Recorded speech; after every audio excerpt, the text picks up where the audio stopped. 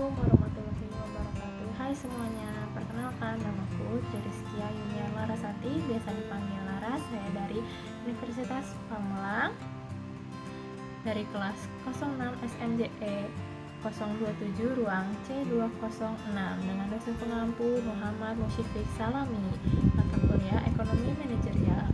Saya mau menjelaskan materi pertama, yaitu tentang ruang lingkup manajerial. Apa sih itu lingkup ekonomi manajerial? Ada 5. Yang pertama adalah teori ekonomi yang terdiri dari mikroekonomika. Yang kedua adalah ekonomi makro. Apa sih mikroekonomika? Yaitu pengutipan kesimpulan berdasarkan integritas perdagangan, misalnya kepemilikan, sumber daya, sistem perdagangan bebas, dan perilaku konsumsi perseorangan.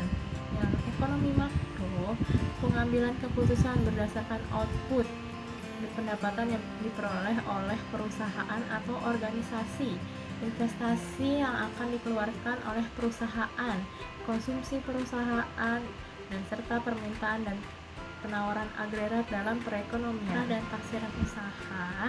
Tujuan utama perusahaan adalah memaksimalkan kekayaan dan nilai perusahaan. Nilai perusahaannya yaitu present value, yaitu mendapatkan keuntungan dengan kurun waktu selanjutnya. Kendala dalam proses organisasi perusahaan ada 3, yaitu keterbatasan tersedianya input penting seperti perekrutan tenaga ahli, ketidaknyamanan untuk mendapatkan bahan baku sebanyak yang dibutuhkan, dan ruang pabrik atau gudang yang terbatas untuk tujuan tertentu.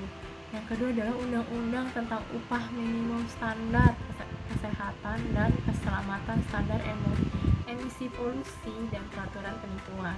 Yang ketiga adalah minim dana modal atau keuntungan. Ada 2, yang pertama business profit, yang kedua adalah economic profit. Apa itu? Yang pertama, beban yang dikeluarkan dan menukar atau sewa menyewa barang yang diperlukan seperti gaji, laba, usaha, pinjaman bangun kantor, serta pembelian bahan mentah. Yang kedua adalah economy profit, hasil investasi modal atau menyewakan lahan milik perusahaan ke perusahaan lainnya. Kita sampai di pembahasan terakhir, yaitu tujuan mempelajari ekonomi manajerial atau manfaat mempelajari ekonomi manajerial. Yang pertama adalah mengevaluasi kebijakan perusahaan sebelumnya, apakah sudah lebih baik atau lebih buruk, jadi bisa memperbaikinya lagi.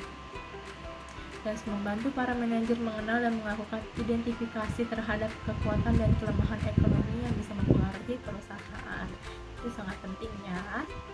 Yang 3, menerapkan kebijakan keputusan yang sesuai dengan standar kebijakan keputusan operasional perusahaan. Yang kita tahu setiap perusahaan itu memiliki kebijakan yang berbeda-beda, operasional standar perusahaannya berbeda, terus ada visi misi perusahaannya berbeda sesuai dengan jenis dan bidang dalam perusahaan tersebut.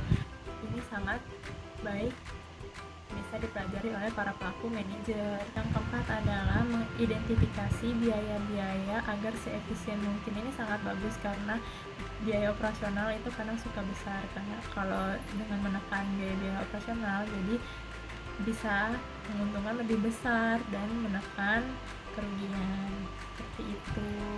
Yang kelima ada menetapkan harga jual produk yang sesuai guna pencapaian laba bersih yang maksimal. Benar banget, ini harga jual produk itu harus sesuai dengan pasar juga agar konsumen tertarik membelinya dan kita juga mempunyai pencapaian laba bersih yang besar tentunya.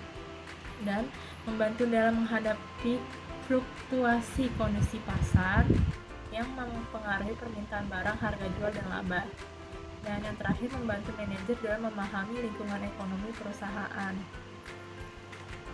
Sekira saya sudah selesai pembahasannya sampai di sini. Kurang lebihnya mohon maaf.